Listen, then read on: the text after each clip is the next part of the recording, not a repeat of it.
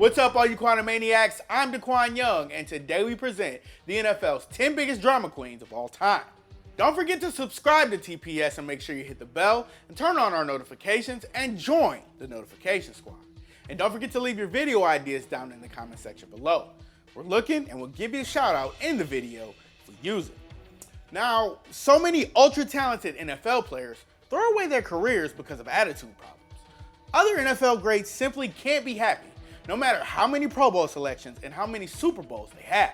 They're always stirring up trouble and can never be satisfied for whatever reason. You don't see divas like this in the NBA, NHL, or MLB quite as often, but throughout NFL history, we've seen so many players who would be great cast members on Keeping Up with the Kardashians. Translation, they cause so much drama. Number 10, Tony Mandarich. The 6'6", 330-pound Canadian offensive lineman shined at Michigan State, earning the Big Ten Lineman of the Year award in 1988. The hype for Tony Mandarich was through the roof entering the 1989 draft. In fact, Sports Illustrated infamously called him the best offensive line prospect ever. So it was an easy choice for the Green Bay Packers to take Mandarich second overall. He was going to fix this wretched team and emerge as the franchise cornerstone.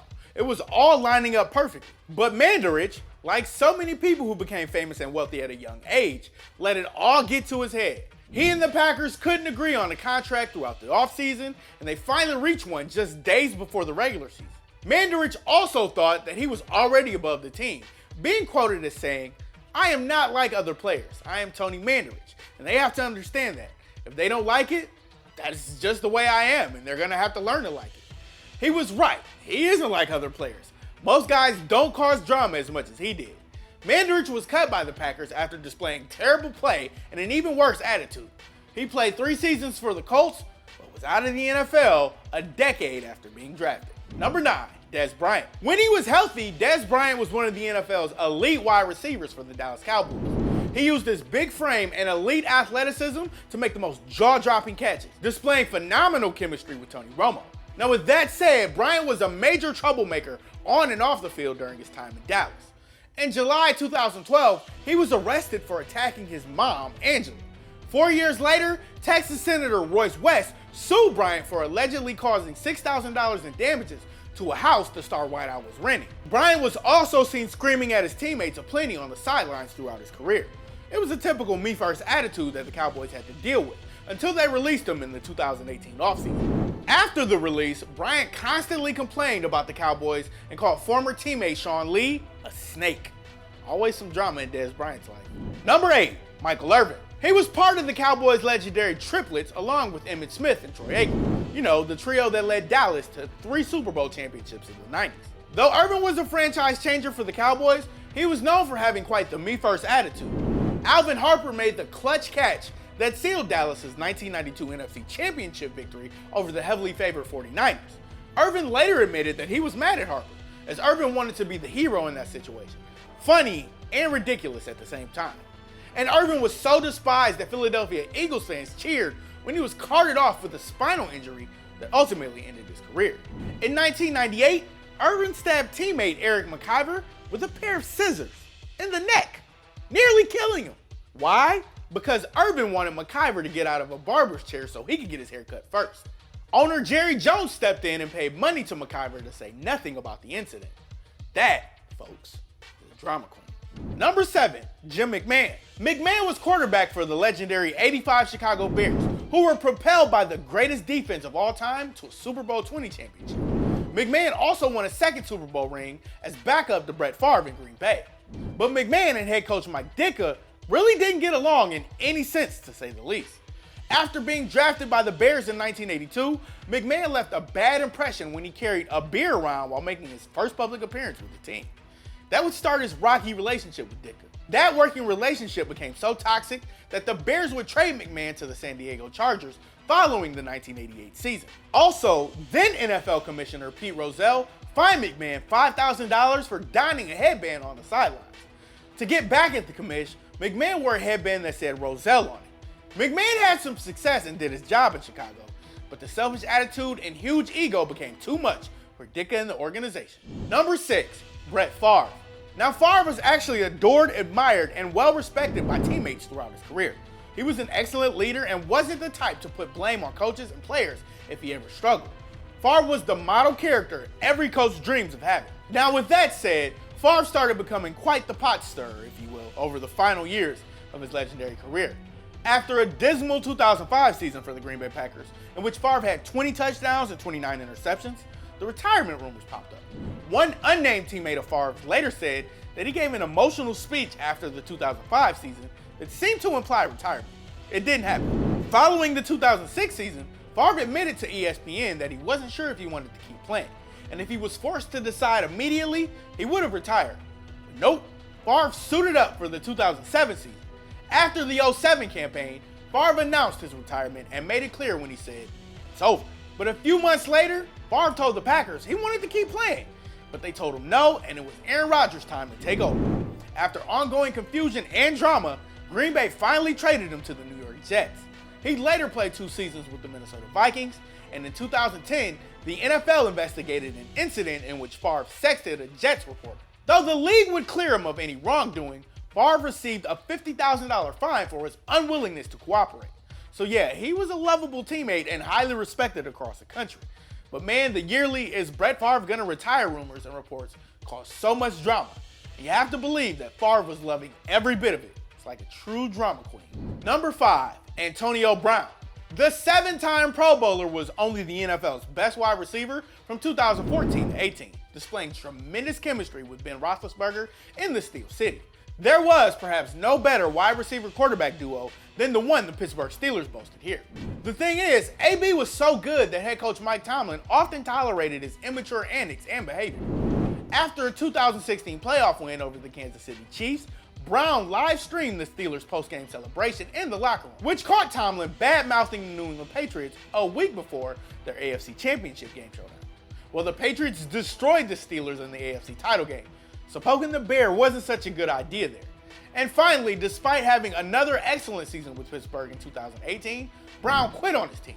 He and Roethlisberger got into an argument during practice before their Week 17 must-win game against the Cincinnati Bengals. Brown ignored team texts and phone calls and didn't show up for the regular season finale.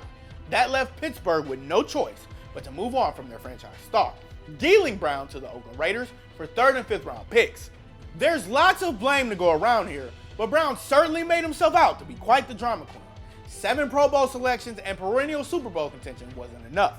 Former Steelers players and coaches have also been vocal about all the drama he caused earlier in his career. So you can't really blame Pittsburgh for moving on from Brown. It's hard to keep a drama queen like that around. Number 4, Randy Moss. There's little doubt that after Jerry Rice, Randy Moss is the greatest wide receiver ever. He had everything: size, speed, physicality, hands, athleticism. Moss absolutely did it all over a decade, and there was simply no shutting down this guy one-on-one. In September of 2002, a Minneapolis police officer tried stopping Randy Moss from performing an illegal U-turn. Moss refused to stop, and his vehicle made contact with the officer, sending her to the ground. He was arrested, fined, and had to perform community service. And he also failed a drug test in 2001 and tested positive for marijuana. At one point in his career, Moss was quoted as saying, "I play when I want to play. Straight cash, homie." In a Week 17 contest back in the 2004 season, Moss walked off the field while the Minnesota Vikings were performing an onside kick in the waning seconds. That would be his last game in a Minnesota uniform, and Moss was then traded to the Oakland Raiders in the offseason. Bill Belichick revived Moss's career when he traded for the Pro Bowl wideout in 2007. 3 years later, Moss said he didn't feel appreciated in Foxborough, so he was traded back to the Vikings shortly after. It was always an adventure in Randy Moss's world. Number 3, Ryan Leaf. The 1998 draft featured 2 can't-miss quarterback prospects, Peyton Manning and Ryan Leaf. The Indianapolis Colts wisely took Manning with the number 1 pick, which, as everybody knows, turned out just fine. That left Washington State quarterback Ryan Leaf for the San Diego Chargers at number 2. And with that, the franchise seemingly found its new quarterback. But Leaf became a huge problem for the Chargers, not a solution. This guy never acknowledged his struggles and found ways to blame it on his teammates. In one instance, Leaf infamously screamed at reporter Jay Posner in the locker room. And Leaf's teammate, safety Rodney Harrison, summed up Leaf's drama queen lifestyle pretty well with this quote: "A nightmare you can't even imagine. If I had to go through another year like that, I'd probably quit playing." In 1999, Leaf was suspended after getting into a heated argument with the Chargers GM and coach. While suspended, he was seen playing flag football, which was a no-no in his contract. And in 2000, reports said that Leaf lied about having a hand injury so that he could play golf. Leaf was out of the NFL 4 years after being drafted, and his knack for being a drama queen is why he's the greatest draft bust in NFL history. Number 2, Terrell Owens. Now, you may have been T.O.'s biggest fan during his playing career or his #1 hater, but no matter how you felt about Owens, there are 2 things you can't deny. He was an all-time great wide receiver. He was nothing short of a total drama queen. You can easily make a case that he's the 3rd best wide receiver ever, right behind Jerry Rice and Randy Moss. Owens was a 6-time Pro Bowler who had 15,934 career yards and 153 receiving touchdowns. Well, now with that being said, Owens' antics on the sidelines and off the field often overshadowed the dominance we saw from him on the gridiron. In the 2000 game at Texas Stadium between the 49ers and Cowboys, Owens scored a touchdown and celebrated by standing on the Dallas Star in midfield. Emmitt Smith later scored a touchdown and returned the favor. Finally, Owens scored another touchdown and went to celebrate on the Star a second time. But George Teague of the Cowboys came over and knocked Owens to the ground. Maybe it was funny, but also it was quite disrespectful. And unhappy Owens became satisfied when the 49ers dealt him to the Eagles in the 2004 season. Together, he and Donovan McNabb led Philly to Super Bowl 39, where they'd fall to the New England Patriots.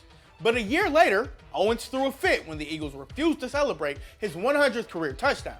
In his final season with Philly, Owens donned a Cowboys Michael Irvin jersey, which obviously pissed off the Eagles and their fans. He got into a physical altercation with team ambassador Hugh Douglas and kept criticizing McNabb to the media. Nobody can forget when he was doing sit-ups in his driveway while talking to reporters. Owens would later make stops in Dallas, Buffalo, and Cincinnati. He was actually well behaved for the most part with those 3 teams, but he caused more drama when he cried after the Cowboys lost a 2007 playoff game, telling the media it was unfair to criticize Tony Romo. We'll never forget his classic, "That's my quarterback," rant, but you get the point. Owens was a tremendous player, but a huge drama queen. Unfortunately for him, he's mostly remembered for the latter. Number 1, Albert Haynesworth. 6'6" defensive tackle Albert Haynesworth earned a pair of Pro Bowls and first-team All-Pro nods with the Tennessee Titans, leading them to the postseason in 2007 and 2008. That made him the most sought-after NFL free agent in 2009, and the Redskins were all over him. They gave Haynesworth a 7-year contract worth $100 million, but that only turned out to be the biggest waste of money in NFL history. Haynesworth brought a ton of drama over to Washington the moment he arrived. He failed physicals, he voiced his displeasure over the team's 3-4 defense, and began clashing with his defensive coordinator. In the 2010 game against the Eagles, Haynesworth was closing in on Michael Vick. He fell down and just laid there on the ground to watch the end of the play, then slowly got up when it was over. The Redskins suspended Haynesworth for the end of the 2010 season. Head coach Mike Shanahan had had enough. The New England Patriots traded for Haynesworth in the 2011 season, but he'd be released in the middle of the season after yelling at Pepper Johnson, one of the team's coaches. More drama, the usual. Haynesworth made a brief stop in Tampa Bay after being let go by the Patriots, but he was out of the NFL after the 2012 season. Now, it's too bad that he threw away an excellent career by putting himself before entire organizations. But what can you do? Sometimes these drama queens just can't help themselves. Now, who do you think is the NFL's biggest drama queen of all time? Join us in the comment section below. If you like this video and learned a thing or two, clicking the like button helps us out a ton and we truly appreciate it. If this is your first time coming around to TPS though, subscribing is a great idea because we put out videos like this every single day. But as always, thanks for watching and we'll see you guys next time.